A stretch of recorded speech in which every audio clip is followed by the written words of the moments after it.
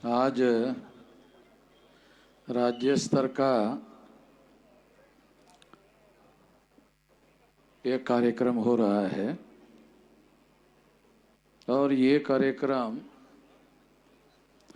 Education को लेकर, reservation को लेकर, पेंशन को लेकर खास तौर पर ये कार्यक्रम हो रहा है। महाराष्ट्र में स्कूल को बचाने के लिए, एजुकेशन को बचाने के लिए, टीचर्स लोगों को बचाने के लिए, आरक्षण को बचाने के लिए खास तौर पर ये कार्यक्रम आयोजित किया गया है। साथियों, ये कार्यक्रम क्यों रखा गया है? मैं ऐसा मानता हूँ, आज़ाद भारत में 26 जनवरी 1950 को और 26 जनवरी 1950 के पहले इस देश में एजुकेशन को सभी लोगों के लिए, यानी एजुकेशन सार्वत्रिक होना चाहिए, सभी लोगों के लिए खुला होना चाहिए, सभी लोगों के लिए ओपन होना चाहिए। यह काम 26 जनवरी 1950 के पहले नहीं होता था। इस बात को इस देश में मान्यता नहीं थी। मगर 26 जनवरी 1950 को जब संविधान लागू हुआ, तो संविधान लागू होने के बाद एजुकेशन सभी लोगों के लिए ओपन कर दिया गया, सभी लोगों के लिए खुला कर दिया गया।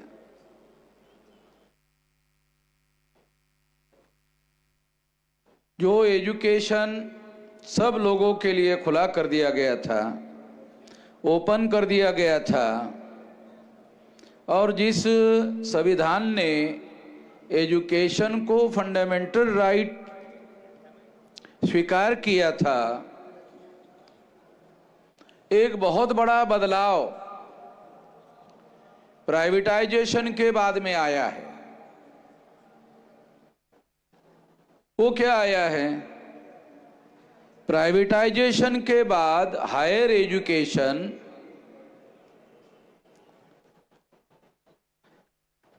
जो उच्च शिक्षा है, उस उच्च शिक्षा को, हायर एजुकेशन को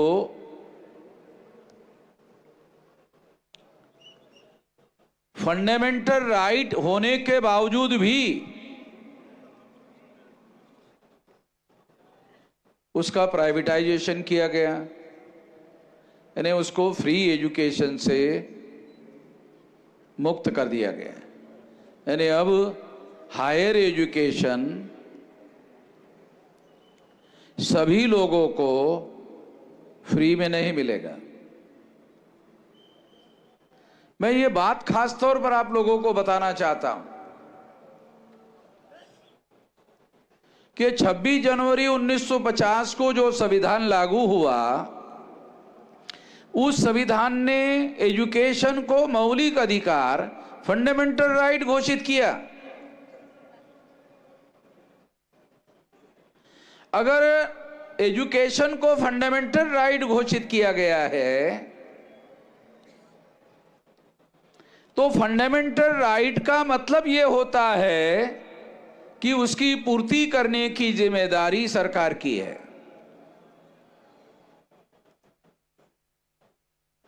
उसकी पूर्ति करने की जिम्मेदारी सरकार की है। फंडामेंटल राइट पूरा करने की जिम्मेदारी सरकार की है।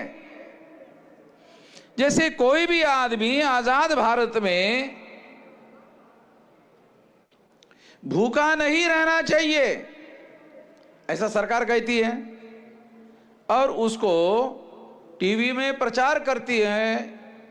भाजपा के लोग, आरएसएस के लोग प्रचार करते हैं कि उनको 5 किलो अनाज जो है फ्री दिया जा रहा है। अब ये 5 किलो अनाज महीने में 1 हफ्ते में समाप्त हो जाता है, तो 1 हफ्ते में लोगों को खाने की व्यवस्था सरकार ने कर दी, 3 हफ्ते का क्या? इसके बारे में सरकार किसी प्रकार की कोई बात करती नहीं है। उसी तरह से मैं ऐसा मानता हूं, अगर मनुष्य को एजुकेशन से मुक्त कर दिया जाए, यानी उनको एजुकेशन ना दिया जाए,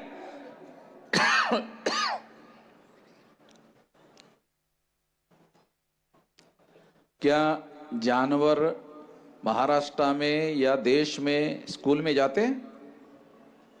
नहीं जाते हैं। अगर मान लो जानवरों की तरह इंसानों को कंपलसरी एजुकेशन नहीं किया जाता है, या सरकार वो जिम्मेदारी निभाने का काम नहीं करती है, फंडामेंटल राइट होने की वजह से ये जिम्मेदारी सरकार की है।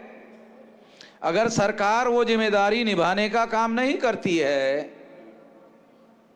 तो इसका मतलब ये है कि सरकार फंडामेंटल राइट का वायलेशन कर रही है। फंडामेंटल राइट का वायलेशन करने का अधिकार सरकार के पास है? नहीं है। आखिर फंडामेंटल राइट पूरा करने की जिम्मेदारी अगर सरकार नहीं उठाती है, फिर सरकार क्या करती है? फिर सरकार करती क्या है? फंडामेंटल राइट को पूरा करने की जिम्मेदारी का निर्वहन सरकार नहीं करती, तो फिर सरकार करती क्या है?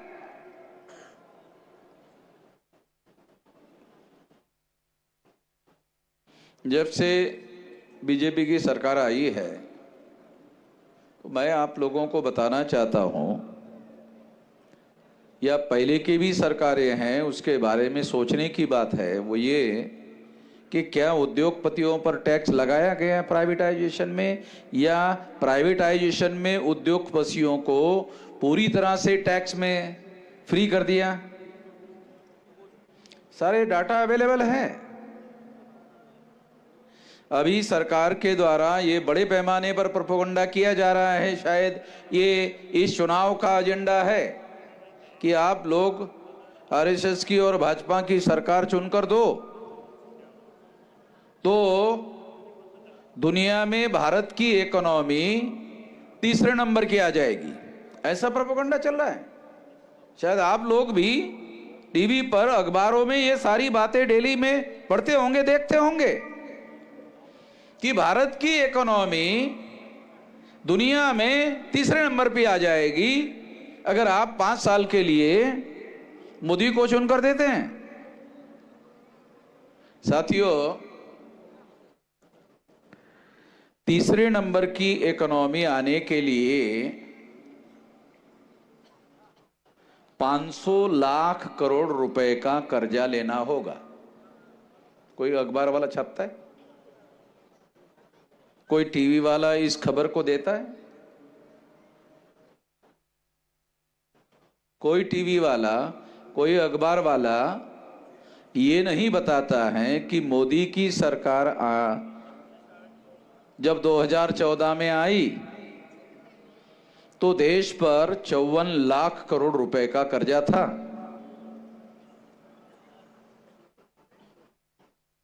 देश पर 54 लाख रुपए का, 54 लाख करोड़ रुपए का कर्जा था। आप लोग जानते हो अभी कर्जा कितना है? 405 लाख करोड़ का। मोदी के आने के बाद ये जो कर्जा है ये 405 लाख करोड़ का हो गया। 54 लाख करोड़ था।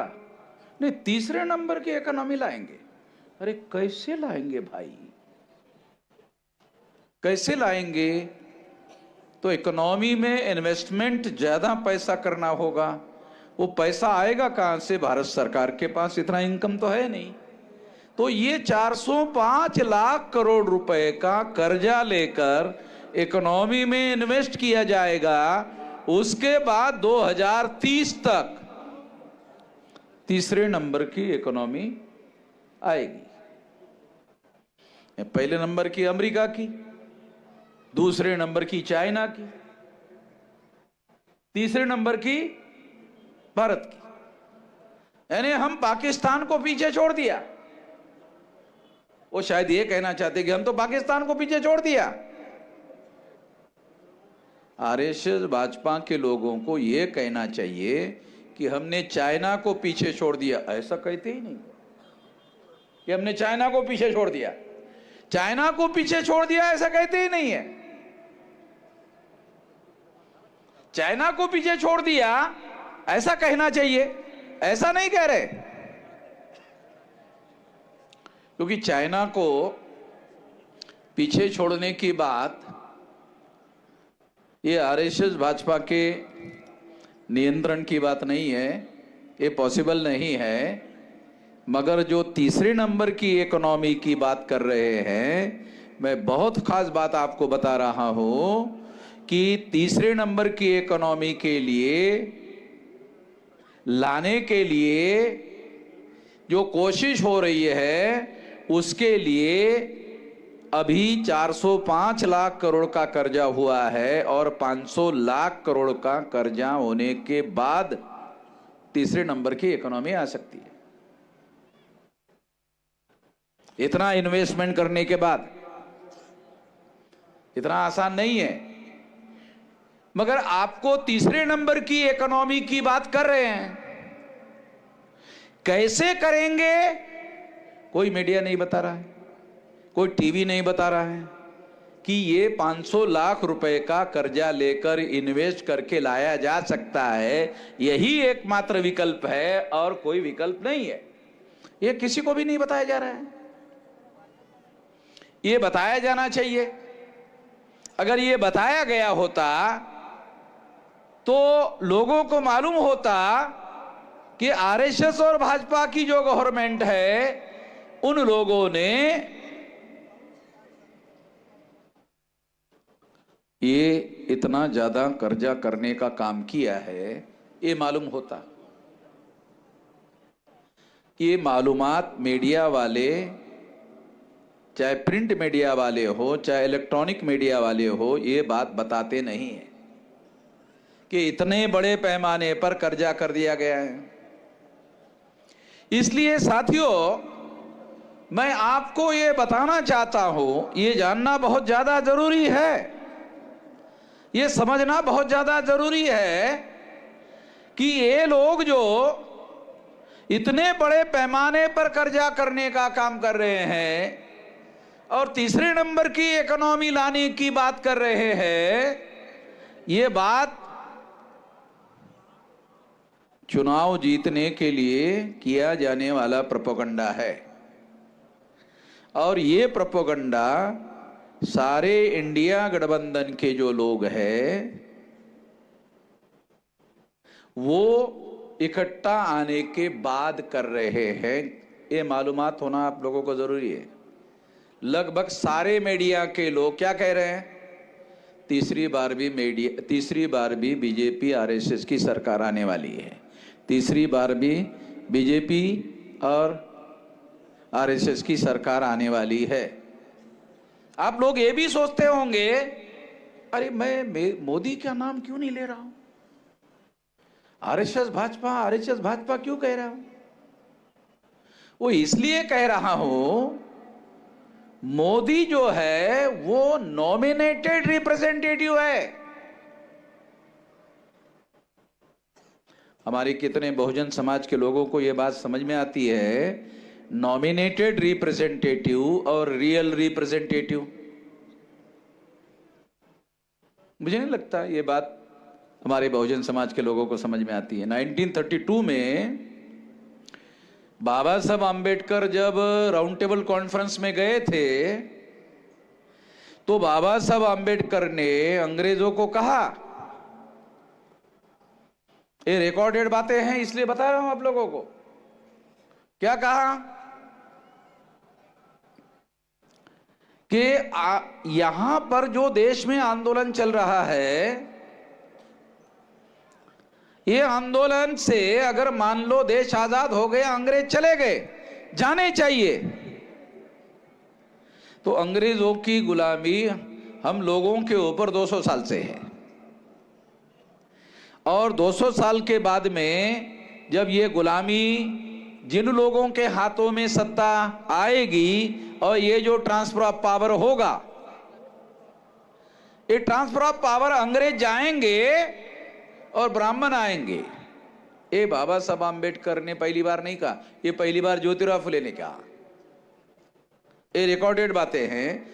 जब राष्ट्रीय सभा नेशनल कांग्रेस बनाई गई तो उन्होंने ज्योतिराव फुले को निमंत्रण दिया, आ जाओ, ये राष्ट्रीय सभा है।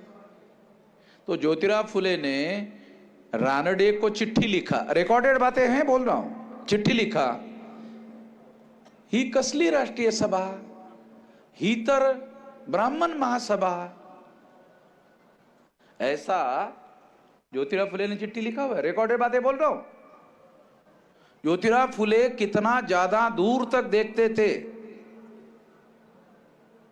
अभी 2024 शुरू हो गया है, आजादी हासिल करने के बाद में 75 साल लगभग पूरे हो गए, पूरे होने के बाद भी और कुछ साल आ गए।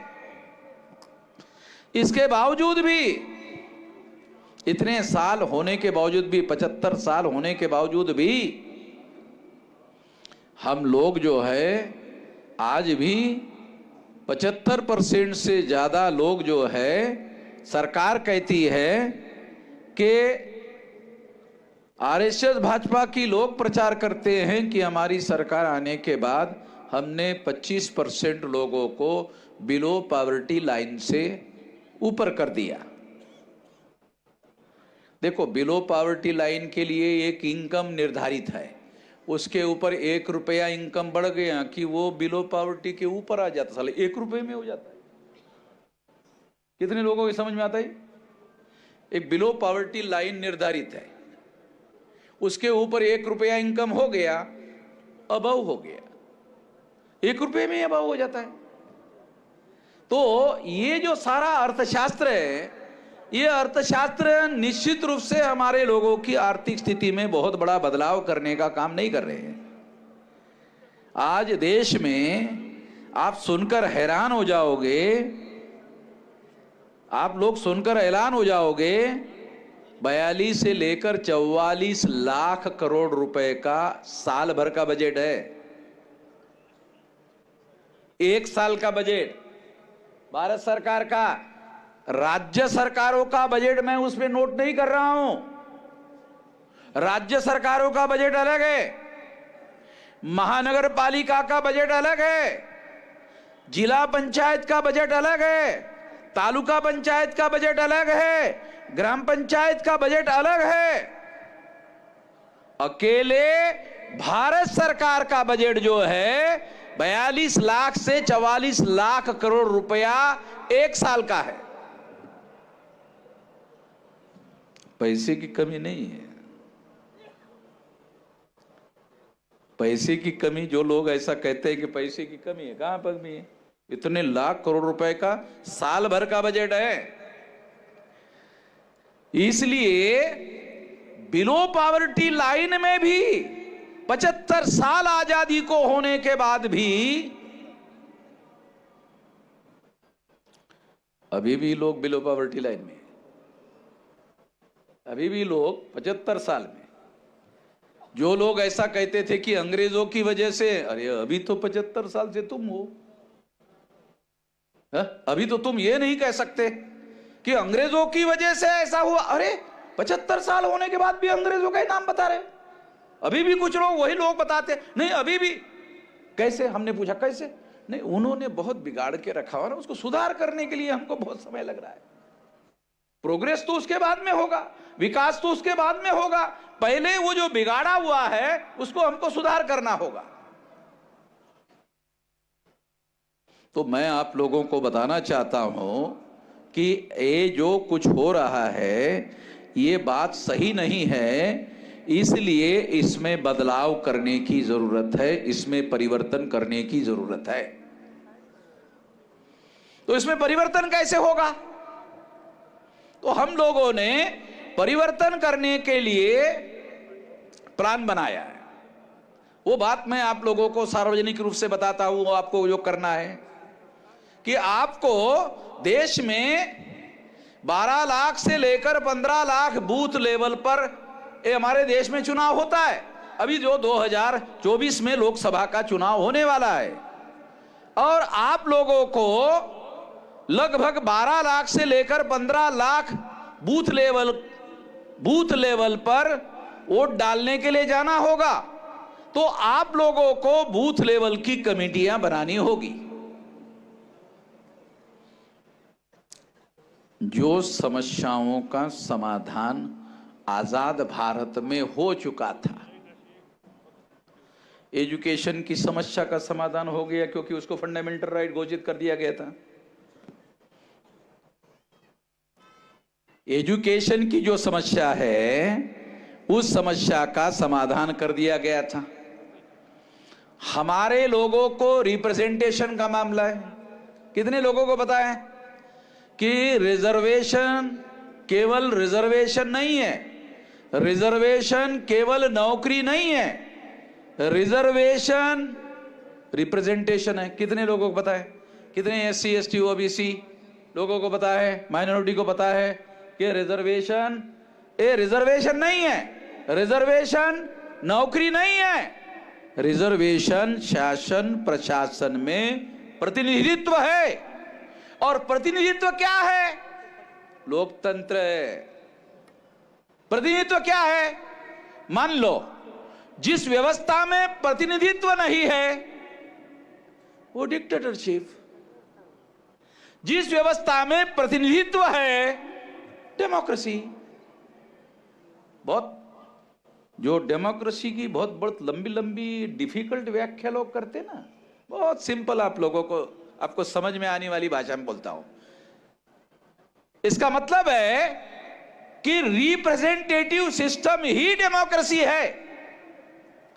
रिप्रेजेंटेटिव सिस्टम में रिप्रेजेंटेटिव अगर माइनस कर दो तो डेमोक्रेसी खत्म हो जाती है। मान लो रिप्रेजेंटेशन रख दिया जाए और रिप्रेजेंटेटिव को पार्लियामेंट में बोलने के अधिकार से वंचित कर दिया जाए, तो फिजिकली तो रिप्रेजेंटेटिव दिख रहा है मगर उसको बोलने पर पाबंदी लगा दी जाए तो रिप्रेजेंटेशन खत्म हो जाता है। इस मुद्दे पर गांधी जी का बाबा साहब आम्बेडकर का झगड़ा हुआ। बाबा साहब आम्बेडकर ने राउंड टेबल कॉन्फ्रेंस में यह मुद्दा उठाया कि अगर आप ट्रांसफर करते हो, ट्रांसफर ऑफ पावर करते हो, तो ट्रांसफर ऑफ पावर में हमें हिस्सेदारी चाहिए, रिप्रेजेंटेशन चाहिए। 17 अगस्त 1932 को रिप्रेजेंटेशन का अधिकार बहाल कर दिया गया और 17 अगस्त 1932 को जब रिप्रेजेंटेशन का अधिकार शेड्यूल कास्ट शेड्यूल ट्राइब के लोगों को बहाल कर दिया गया, उसके विरोध में गांधी जी ने आमरण अनशन कर दिया। आमरण अनशन के बाद में जो रिप्रेजेंटेशन एससी एसटी को बहाल कर दिया गया था वो पुनः पैक्ट से खत्म कर दिया गया और जॉइंट इलेक्टेड लाया गया। जॉइंट इलेक्टेड की वजह से हमारा जो आदमी, हमारे लिए लड़ने वाला प्रतिनिधि जो पार्लियामेंट में होना चाहिए था वो नॉमिनेटेड हो गया। तो उस समय नॉमिनेटेड शब्द आया था गांधी जी को। और बाबा साहब आम्बेडकर की जो लड़ाई है वो क्या लड़ाई थी? बाबा साहब की खेती थी, गांधी जी भी की खेती थी। आणि मराठीत जर बोलायचं झालं तर बाबासाहेबाची शेती आणि गांधीजींची शेती धुरेला धुरा लागला होता, असं काही होतं का? है? आणि मग गांधीजीच्या शेतीमधून ढोरडंगर बाबासाहेबाच्या शेतीत जात होती आणि बाबासाहेबाची ढोरे डंगर गांधीजीच्या शेतात जात होती आणि त्यामुळे गांधीजीचं आणि बाबासाहेबाचं दररोज भांडण होत होतं। असं काही भांडण होतं का? ऐसा कुछ भी नहीं था। तो लड़ाई क्या थी? आजाद भारत में हमारे लोगों को रियल रिप्रेजेंटेशन मिलना चाहिए या नहीं मिलना चाहिए, ये बात थी। इसलिए एक सेपरेट इलेक्टेड आया था, उसे खत्म कर दिया गया। फिर उसके बाद में रिजर्वेशन का मामला आया, रिजर्वेशन का मामला आया। तो रिजर्वेशन जो है ये प्रशासन में रिप्रेजेंटेशन का मामला था, और सेपरेट इलेक्टेड पार्लियामेंट में रिप्रेजेंटेशन का मामला था। इससे जानते हो क्या हुआ? ये रिप्रेजेंटेशन का अधिकार SC ST को खत्म होने की वजह से कुत्ते बिल्लियों की गिनती होती है, मगर OBC की गिनती नहीं होती। गांधी जी के आमरण अनशन की वजह से सेपरेट इलेक्टेड खत्म हो गया। इसकी वजह से OBC की गिनती नहीं होती है, कुत्ते बिल्ली की गिनती होती है। मगर जब गांधी जी ने उपवास किया था तो OBC ने गांधी जी का साथ दिया। अगर इतिहास का विश्लेषण किया जाए तो OBC ने इतना बड़ा ढोंडा तो खुद ही अपने पैर पर मार दिया। ये अभी तक भी नहीं समझ में आता है। शेड्यूल कास्ट शेड्यूल ट्राइब के लोगों को रियल रिप्रेजेंटेशन का अधिकार होता तो पार्लियामेंट में OBC के मुद्दे के लिए शेड्यूल कास्ट शेड्यूल ट्राइब के लोग भी लड़ाई लड़ते और उनको भी अधिकार मिलता। मैं जो आप लोगों को समझाना चाह रहा हूं वो मौलिक बात क्या है? रिप्रेजेंटेटिव सिस्टम ही डेमोक्रेसी है। रिप्रेजेंटेटिव सिस्टम को पूरी तरह से कमजोर कर दिया गया। इस वजह से हमारी सामाजिक, आर्थिक, धार्मिक, राजनीतिक, शैक्षिक समस्याएं जिसका समाधान हो चुका था, वो जिनकी समस्याओं का समाधान हो गया था, आजाद भारत में वो समस्याएं नए रूप में सामने आ रही है। अरे जिस समस्याओं का समाधान हो गया था, जिस शिक्षा की समस्या का समाधान हो गया था, आरक्षण की समस्या का समाधान हो गया था, पेंशन की समस्याओं का समाधान हो गया था, कैसे आ गया नया? कैसे आ गया? फिर वही समस्या सामने आ गई। कैसे आ गया? कभी सोचा हमारे लोगों ने कैसे आ गया ये? अरे तो समाधान हो गया था, फिर कैसे हो गया? ये नए सिरे से ये समस्याएं, वही समस्याएं फिर कैसे सामने आ गई?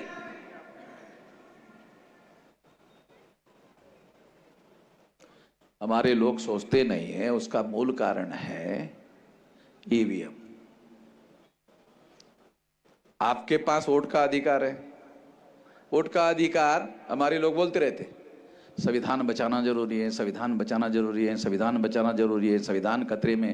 अरे वोट खतरे में है, वोट नहीं बचा पा रहे हो, संविधान बचाने की डींगे हाँकते रहते हो। वोट बचाओ ना पहले। वोट बचाओगो, अगर आपने वोट को बचा लिया तो संविधान बदलने वालों को बदल सकते हो। नहीं समझ में आता इतना सिंपल बात? अगर आपने वोट को बचा लिया तो संविधान बदलने वालों को बदल सकते हो। अगर आपने संविधान को बदलने वालों को बदल दिया तो आप संविधान को सिक्योर कर सकते हो। संविधान बचाने की बातें कर, अरे पहले वोट को बचाओ भाई। और वोट EVM की वजह से खतरे में आ गया।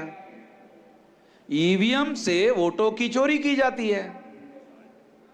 ये EVM क्या है? टेक्नोलॉजी है। चांद के ऊपर यान भेज दिया और बॉम्बे में इसरो में बैठे इंजीनियर क्या बोलते हैं, अरे नहीं वो यान जो है ना चांद के ऊपर, उसमें थोड़ा खराबी आ गई है तो बॉम्बे में बैठे बैठे हम दुरुस्त करते। अरे चांद पर यान है और बॉम्बे में बैठे बैठे दुरुस्त कर रहे हो। बॉम्बे में बैठे बैठे अगर दुरुस्त कर रहे हो, EVM मशीन के 200 मीटर पर तो रहते हो। चांद पर साले गड़बड़ कर सकते हैं टेक्नोलॉजी में। ये तो 200, 300, 400 मीटर पर ही हो, ज्यादा दूर भी नहीं हो, बहुत ज्यादा 1 किलोमीटर हो, तो आपको बहुत आसानी से EVM में गड़बड़ी कर सकते हो। टेक्नोलॉजी में मान लो सेट कर दो, आपको सिंपल लॉजिक बताता, सेट कर दो 50% मोदी को, 50% सबको। जो भेदभाव का आरोप लगाएगा, बोलेगा अरे 50% आप लोगों को है भाई, हमको तो केवल 50% है। आंकड़े देखो, आपको चुनाव आयोग के आंकड़े बता रहा हूं, आंकड़े देखो। 50 का आंकड़ा मोदी के नाम पर जमा है। अरे आप समझ नहीं रहे हो, मोदी के नाम पर 50 का आंकड़ा जमा है और 50 का आंकड़ा सारे लोग, सारे पार्टी के नाम पर जमा है? ये आंकड़े हैं, चुनाव आयोग के साइट पर पड़े हुए हैं। अगर सिंपली ईवीएम में 50 का आंकड़ा मोदी को दे दिया जाए और 50 को डिस्ट्रीब्यूट कर दिया जाए तो इंश्योर किया जा सकता है चुनाव के पहले कि मोदी को कितनी सीटें आएगी, मोदी को कितनी सीटें मिलेगी। मोदी क्या कह रहे हैं? 370 आएंगे। हाँ बराबर है ना, अभी चुनाव बाकी है, मगर मोदी ने कहा 370 सीटें हमारी आएगी। हाँ बराबर है, आएगी। 370 पे सेट कर दिया होगा, बराबर है। इसमें क्या गलत है? मोदी ईमानदारी से कह रहा है, हमको ईमानदारी से स्वीकार करना चाहिए। क्या वो ईवीएम मशीन में सेट कर दिया? हाँ 370। फिर वो बाद में बोलेगा 370 आने के बाद, मैंने तो पहले बोला था। तो कैसे? जनता पर मेरा विश्वास है, ईवीएम पर नहीं बोलेगा। तो ईवीएम में सेट किया जा सकता है, टेक्नोलॉजी है। अरे चांद पर गए हुए यान की टेक्नोलॉजी को सेट किया जा सकता है, तो ईवीएम को क्यों नहीं सेट किया जा सकता है? किया जा सकता है। इसलिए ईवीएम के द्वारा वोटों की चोरी होगी तो वोट का अधिकार बदलने का अधिकार है। वोट का अधिकार जिनके पास है उनके पास लोकतंत्र का अधिकार है। वोट जिनके पास है उनके पास जब तक निर्धारित करने का अधिकार है कि किसकी सरकार आनी चाहिए, किसकी सरकार नहीं आनी चाहिए, ये निर्धारित करने का अधिकार जब तक वोटर के पास है तब तक लोकतंत्र है। और अगर लोगों के वोट के अधिकार को नियंत्रित कर दिया तो प्री डिसाइडेड है किसको कितनी सीटें मिलेगी। ये है, ये चल रहा है। इसलिए ईवीएम को फोड़ना पड़ेगा, ऐसा मैं कहते रहता हूं। हमारे साथी, हमारे नेता हैं, क्या नाम उनका, माने साहब, बड़े हमारे आदरणीय नेता हैं कि फोड़ना चाहिए, ऐसा मैं कहता हूं। तो उनको मेरी बात समझ में नहीं आई तो मैं थोड़ा आपको भी समझाना चाहता हूं कि ये फोड़ना चाहिए का मतलब क्या है। देखो, फोड़ने के लिए मैंने कहा कि जिस दिन चुनाव है उसके 3 दिन पहले उसको कैसे फोड़ना है बताऊंगा, बोला ना है? कैसे फोड़ना है बताऊंगा। अभी फोड़ना है इतना ही बताया कि फोड़ने के लिए 15 लाख बूथ में कमेटियां बनाओ, 15 लाख बूथ में कमेटियां बनाओ। उसके बाद 2-3 दिन पहले बताऊंगा कैसे फोड़ना है। अब जब 15 लाख बूथ पर कमेटियां बनेगी, चुनाव आयोग को मालूम हो जाएगा तो बैलेट पेपर नहीं आएगा। अरे क्या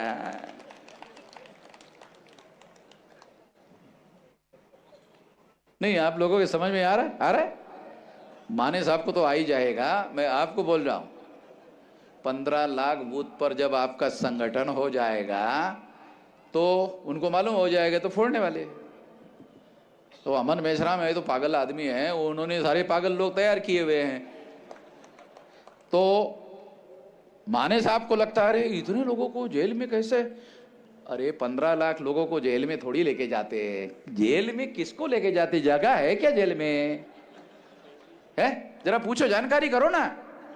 जेल में जगह नहीं है। और 15 लाख लोगों को जेल में नहीं लेके जाया जाता। 9 अगस्त 1942 को गांधी जी ने क्विट इंडिया मूवमेंट चलाया था ना, याद है ना? Quit India movement Gandhi ji ने चलाया था, चले जाओ, चलाया था ना। उसी तरह से अगर 15 लाख बूथ में 15 लाख कमेटियां बनेगी, या तो ईवीएम मशीन फूट जाएगी, ऐसा चुनाव आयोग को पहले ही पता चलेगा। जब पहले ही पता चलेगा तो बदल देगा, बैलेट पेपर कर देगा। कुछ लोगों को यह भी समझ में नहीं आता, बैलेट पेपर के लिए आखिरी कैंडिडेट जब फॉर्म भरता है ना, उसके बाद छपाई होती है। हमारे लोग अधिकारी कर्मचारी है, उन लोगों को ज्यादा मालूम है। मेरे को तो, मैं तो लड़ाई लड़ने वाला आदमी हूं। अरे आखिरी फॉर्म भरने वाला जो आदमी है, वो फॉर्म भरने के बाद बैलेट पेपर छपाई का ऑर्डर होता है। ईवीएम मशीन 6 महीने पहले बनाना पड़ता है पता है? ईवीएम मशीन को 6 महीने पहले बनाना पड़ता है। बैलेट पेपर में तो आखिरी आदमी जब फॉर्म भरता है उसके बाद छपाई का ऑर्डर होता है, कोई ज्यादा समय नहीं लगता।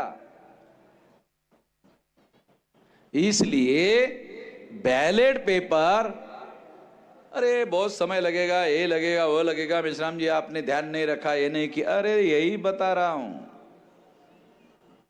आखिरी फॉर्म भरने के बाद छपाई का ऑर्डर होता है, उसमें कोई दिक्कत नहीं है बैलेट पेपर के लिए। मगर अभी आपने चंडीगढ़ में जो गड़बड़ हुआ ना, बीजेपी ने किया, आपने देखा टीवी पर? चंडीगढ़ में बीजेपी के लोगों ने गड़बड़ी करके चुनाव अपना जितवाने की कोशिश किया ना, बैलेट पेपर की वजह से वो चोरी पकड़ी गई और चुनाव आयोग ने रिजल्ट बदल दिया और बीजेपी वालों के विरोध वाला जो पार्टी है उसको वहां का मेयर पद दे दिया। ऐसा हो सकता है, ऐसा हुआ है। तो बैलेट पेपर में गड़बड़ी हो भी सकती है, तो हुई गड़बड़ी को पकड़ा भी जा सकता है। ईवीएम में तो पता ही नहीं चलता, गड़बड़ी हो भी जाती है और पता भी नहीं चलता। पकड़ना मशीन के अंदर है, एविडेंस मशीन के अंदर है, और चुनाव आयोग हाथ मत लगा, ईवीएम को हाथ मत लगा और एविडेंस दो, हाथ मत लगा। तो ये हमारे लोगों को बहुत सारी बातों की जानकारी नहीं है। तो ये प्लान बनाकर, योजना बनाकर 84 के बाद ईवीएम आई, 20 साल प्रयोग किया भारत में ईवीएम का, उसके बाद मशीन डेवलप किया घोटाला कैसे किया जाए। 20 साल प्रयोग करने के बाद घोटाला करने वाली मशीन डेवलप किया गया है। 0.5%, 1%, 1.5%, 2%, 2.5%, 3% से चुनाव जीता जा सकता है। अरे 0.5% से जीता जा सकता है। अगर आपको 5 वोट ज्यादा निकले तो आप जीत नहीं सकते। 1 वोट आपको ज्यादा निकला, जीत नहीं सकते। कानून के अनुसार तो जीत सकते हैं। तो इतना मैनेजमेंट करना ईवीएम में बहुत आसान है, बैलेट पेपर पर इतना ज्यादा आसान नहीं है। क्यों नहीं है? फिजिकल एविडेंस है, बैलेट पेपर का फिजिकल एविडेंस है। ये बात हम लोगों को समझना होगा और इस बात को समझकर हम लोगों को यह काम करना होगा। उन्होंने ये प्लान बनाकर सोचा कि बैलेट पेपर उनके लिए सुटेबल नहीं है, ईवीएम मशीन उनके लिए सुटेबल है, इसलिए ईवीएम मशीन उन्होंने लाया और प्लान बनाकर 2004-2009 में गड़बड़ी किया। उस गड़बड़ी को सबूत के तौर पर अडवाणी ने पकड़ा, जीवीएल नरसिंह राव ने पकड़ा और प्रोफेसर वो उन्होंने पकड़ा। तो ये सारा पकड़ने के बाद सुप्रीम कोर्ट गया। सुप्रीम कोर्ट ने 8 अक्टूबर 2013 को जजमेंट दिया। क्या जजमेंट दिया? ईवीएम मशीन के द्वारा फ्री, फेयर एंड ट्रांसपेरेंट चुनाव नहीं हो सकता। अरे मैं नहीं कह रहा हूं, सुप्रीम कोर्ट कह रहा है। बीजेपी वाले क्या प्रोपेगेंडा करते हैं, वो कांग्रेस चुनाव हार गई थी ना, इस वजह से कह रही है। ये हारने वाले लोग हैं, जब ये हार जाते हैं तो ईवीएम को दोष देते हैं। अरे चुनाव आयोग पॉलिटिकल पार्टी नहीं है। सुप्रीम कोर्ट जो है, सुप्रीम कोर्ट पॉलिटिकल पार्टी नहीं है। सुप्रीम कोर्ट ने 8 अक्टूबर 2013 को कहा ईवीएम मशीन के द्वारा फ्री, फेयर एंड ट्रांसपेरेंट चुनाव नहीं हो सकता। सुप्रीम कोर्ट का जजमेंट है। अगर सुप्रीम कोर्ट का जजमेंट सारे देश के अखबारों ने क्यों नहीं छापा? सारे देश के मीडिया ने क्यों नहीं छापा? सारे देश के इलेक्ट्रॉनिक मीडिया ने क्यों नहीं छापा?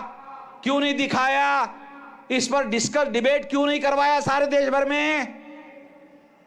उनको मालूम था कि अगर डिस्कस डिबेट करते तो सारे देश भर में बवाल हो जाता, और अगर बवाल हो गया तो ईवीएम गायब हो जाता, फिर बैलेट पेपर आ जाता। मीडिया ने खबर ब्लैकआउट कर दिया। ध्यान रखो, मीडिया ने खबर को ब्लैकआउट कर दिया। मीडिया उस कंस्पिरेसी में शामिल है जिसने सुप्रीम कोर्ट के इतने बड़े जजमेंट को खबर तक नहीं बनाया। अरे फ्रंट पेज तो छोड़ो, पिछवाड़े का जो है ना पेपर, जो अखबार का 20वां 22वां 24वां पेज होता है ना, लास्ट वाला, पिछवाड़े में भी नहीं छापा। अखबार के पिछवाड़े में भी खबर नहीं छापा, ब्लैकआउट कर दिया। क्यों? कौन है मीडिया मालक? कौन है मीडिया मालक? कौन है? पत्रकार कौन है? संपादक कौन है? वही लोग जो ईमानदारी से चुनाव होने के बाद 3.5% लोग चुनाव जीत नहीं सकते, वो लोग हैं। उन्होंने प्लान बनाकर इस खबर को ब्लैकआउट किया, नहीं छपने दिया, आप लोगों तक जानकारी नहीं आने दी। मैंने सारे देश भर में इसको इश्यू बनाया। सारे देश भर में आज ईवीएम जो इश्यू बना हुआ है, ईवीएम इश्यू बना हुआ है। आज मुझे सोशल मीडिया में कुछ फिल्म के हीरो डायलॉग कर रहे, उसमें भी ईवीएम आ गया। मैंने कहा चलो, अरे वहां भी पहुंच गया, चलो अच्छी बात है। तो मैंने हमारे लोगों को कहा वो हीरो को जरा ढूंढो, उसको मैं अवार्ड भी देने का सोचता हूं कि उसको भी प्रोत्साहन दिया जाए ताकि ज्यादा लोगों तक बात पहुंच जाए। साथियों, ये बात अभी नेशनल इशू हो गया है। ईवीएम मशीन नेशनल इशू हो गया है। गरीब से गरीब आदमी भी अपने वोटों की चोरी बर्दाश्त करने के लिए तैयार नहीं है। ये नेशनल इशू हो गया। इसलिए एकमात्र अधिकार है आम आदमी के पास, वो है वोट का अधिकार। और इस वोट के अधिकार के आधार पर आम आदमी सरकार बनाता है, सरकार बदलता है। इसलिए जनतंत्र है, इसलिए लोकतंत्र है। ये वोट के अधिकार पर निर्भर करता है। ईवीएम ने उसी वोट के अधिकार को समाप्त कर दिया और इस तरह से पूरा डेमोक्रेटिक सिस्टम ही खतरे में पड़ गया है। इसलिए इसको बदलना होगा। इसलिए कह रहा हूं, ये ईवीएम फोड़ना होगा। और 15 लाख कमिटियां जब बनाओगे तो खबर पहुंचेगी चुनाव आयोग को कि ये तो फोड़ने वाले हैं। तो पहले तो मैं फोड़ूंगा। मैं आप लोगों को बोल रहा हूं, हमारे माने साहब को भी शायद डर लग रहा फोड़ने के लिए, मैं ही पहले फोड़ूंगा। और कैसे फोड़ना है 3 दिन पहले बताऊंगा। 3 दिन के पहले जब 15 लाख बूथ बन जाएंगे, संगठन बन जाएगा, तो चुनाव आयोग ही बैलेट पेपर घोषित करेगा। चुनाव आयोग ही बैलेट पेपर पर चुनाव घोषित कर देगा। और जब बैलेट पेपर पर चुनाव घोषित कर देगा तो समस्या का समाधान हो जाएगा। अगर मान लो ईवीएम मशीन को बदलने का काम नहीं किया तो जानते हो क्या होगा? 15 लाख बूथ का संगठन बन गया। आ रहा? कुछ समझ में आ रहा? सब लोगों के समझ की बात नहीं है भाई, जो मुझे समझ में आता है। 15 लाख बूथ का संगठन बन गया तो फिर ही तुम ही देश को बदलने लायक हो सकते हो।